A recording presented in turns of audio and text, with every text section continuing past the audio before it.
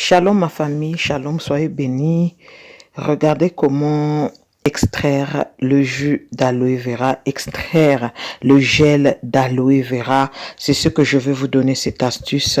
Ça va beaucoup t'aider. Et surtout, si tu es nouveau, bienvenue sur ma chaîne, ma famille. L'aloe vera, vous avez été nombreux à me poser la question, maman, comment on extrait le jus? Maman, comment ça se passe? Comment est-ce qu'on peut obtenir le gel que tu es en train de voir, que je suis en train de tourner là maintenant? Eh bien, c'est facile. Il n'y a pas quelque chose d'extraordinaire.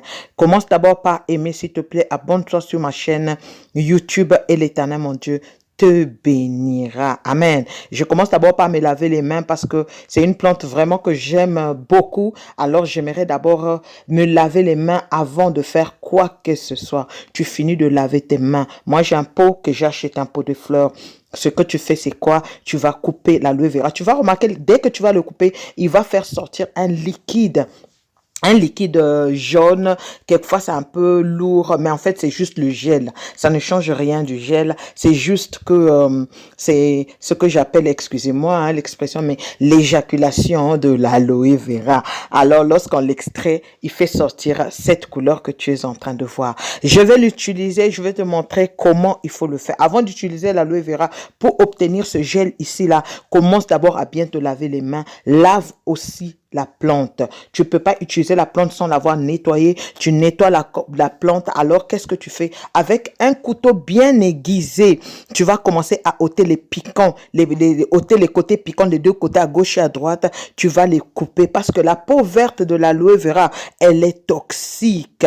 Puis, vous allez retirer le gel avec une cuillère. Moi, j'utilise une cuillère pour retirer facilement le gel que je veux mettre dans les bols. Je vais, après, qu'est-ce que je vais faire? Lorsque je l'extrais comme ça, je fais de telle sorte que ça puisse être quand même une importante quantité afin de le conserver, afin de le garder, de mettre dans dans un bol. Je vais d'abord qu'est-ce que je fais? Lorsque je le prends, je ajoute les vitamines E.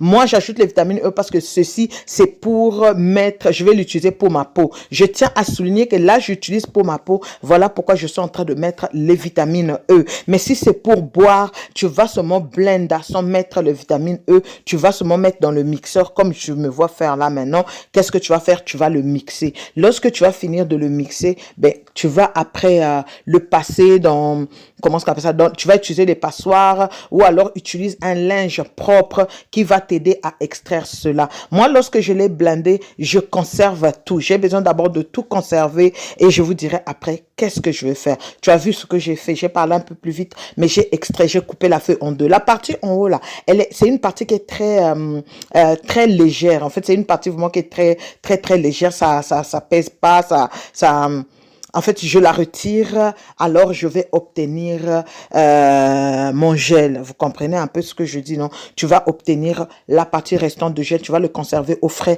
Tout dépend de toi.